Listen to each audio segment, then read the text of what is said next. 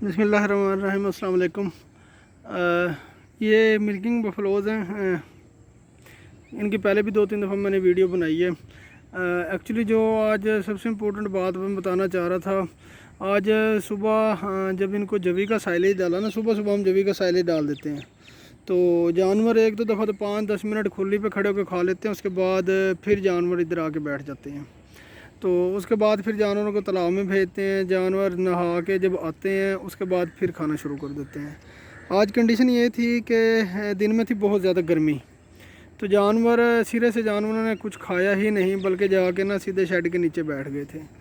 फिर 2-1 बजे के करीब हल्की बारिश हुई और बादल आए और फिर सब जानवर ना एकदम से खुली पे थे।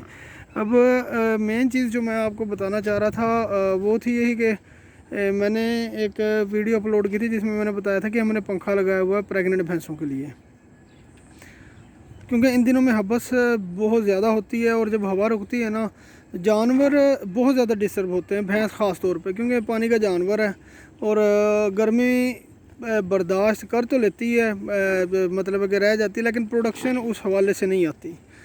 तो मैं यही कहना चाह रहा था कि जैसे एग्जोटिक फ्रीजन गाय की लोग मैनेजमेंट करते हैं, उसे पंखे लगा के देते हैं, शावर लगा के देते हैं, तो भैंस के साथ भी कुछ इसी तरह किया जाए। इसको अगर तो आप कोई शेड बना रहे हैं, तालाब बनाना चाहते हैं, तो मेरा तो यही मशवरा होगा कि जैसे ये बड़ा शेड है, इसके कॉर्नर पे ही तालाब बना दें। भैंसें खुद ही खाएँ, खुद ही नहा लें, जब मर्ज़ी नहाएँ, जब मर्ज़ी खाएँ।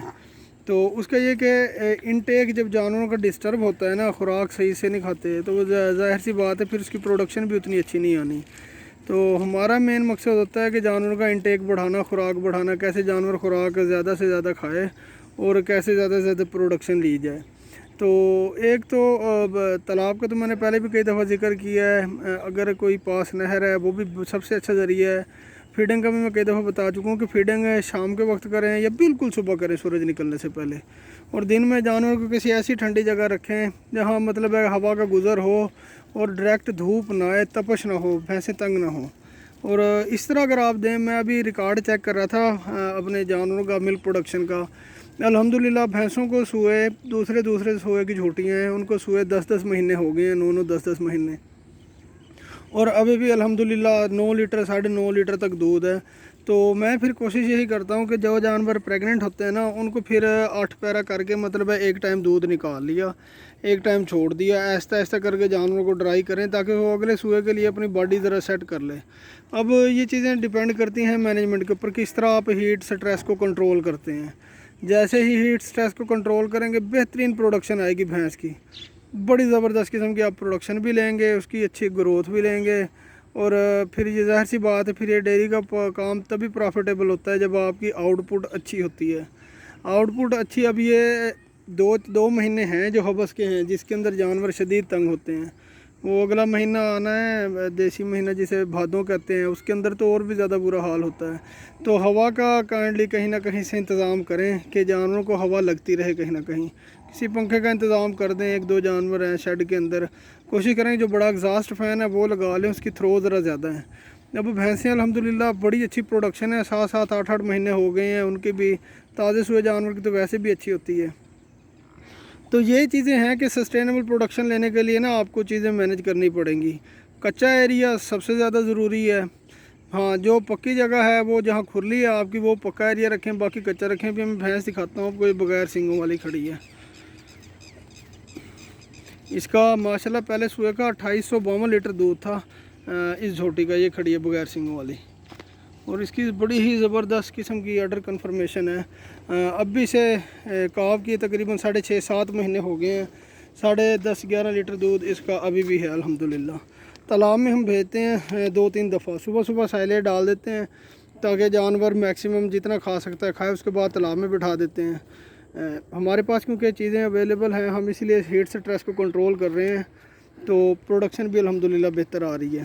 तो इन चीज़ों, दूसरी एक बात मैं जो आपसे शेयर करना चाह रहा था, ये देखें, ये जा रही है छोटी वो दूसरे सूए की, जिसका मैं 10-11 लीटर दूध है माशाल्लाह से। तो एक और बात मैं शेयर करना चाह रहा था, मैं अक्सर जिक्र करता हूँ अपने मैं तो अपना उस्ताद ही समझता हूँ नसीम सादक साहब को। हमेशा ही बड़ा अच्छा मशवरा देते थे, अब भी अक्सर बात होती है तो बड़ा ही ज़बरदस्त किस्म का आइडिया देते हैं। उन्होंने मुझे बात बताई थी, एफएससी में हम अक्सर पढ़ते थे कि पंखे के नीचे बैठने से, जब हम नहा के आते हैं तो पंखे के नीचे बैठने से ठंडक क्यों महसूस होती है। तो केमिस्ट्री के अंदर तो यही लिखा होता था कि हाई एनर्जी मालिक्यूल, जब हम पंखे के नीचे बैठते हैं ना, हाई एनर्जी मालिक्यूल जो एवोपोरेट हो जाते हैं, लो एनर्जी मालिक्यूल बच जाते थे, जिसकी वजह से ठंडक का एहसास होता था। यही कंसेप्ट उन्होंने इस्तेमाल किया था। फिर हमारे जो तालाब में पानी का लेवल कम करवाया था ना, वो कहते हैं कि जानवर जब एक साइड पे बैठता है, उसकी दूसरी साइड मतलब है कि बाहर आ जाती है, पानी के अंदर नहीं होती। एक करवट बैठेगा, दूसरी साइड जो गीली होकर वो बाहर आएगी, उस पर जब हवा गुजरेगी ना तो पानी फिर बुखारात बन के उड़ेगा, तो जानवर के ऊपर फिर ठंडक का एहसास पैदा होता है। इस वजह से जानवर कंफर्टेबल रहता है। बड़ा ही अच्छे किस्म का उन्होंने मशवरा था, और वाकई ये आइडिया भी इसी तरह ही है। तो अब अल्हम्दुलिल्लाह काफ़ी हद तक कंट्रोल है हीट स्ट्रेस के ऊपर। दिन में मुझे जो ही फील होता है कि जानवरों को गर्मी लग रही है, फीडिंग छोड़ के बैठ जाते हैं, तो फिर तालाब पे भेज देते हैं 5-6 दफ़ा, जितनी दफ़ा भी भेजा जा सके ना, ताकि जानवरों का जो फीड इनटेक है वो बेहतर हो। तो कोशिश करें कि हीट स्ट्रेस से बचाएं जानवरों को, इनटेक बढ़े। अब देखें साइलेज पड़ा है, खुरली के अंदर सरप्लस है, और ऊपर वंडा डाल दिया है। अब ये रात तक खड़े होकर खाते रहेंगे, जुगाली करें, जो हीट पैदा होनी है अब रात को, क्योंकि ठंडक होती है, जानवर इतने ज़्यादा तंग नहीं होंगे। जज़ाकल्लाह खैर। अगर किसी किस्म का कोई सवाल हो तो पूछ लीजिएगा, कोशिश करूँगा मैं इंशाल्लाह कि आपको मुतमईन करूँ। अल्लाह हाफ़िज़।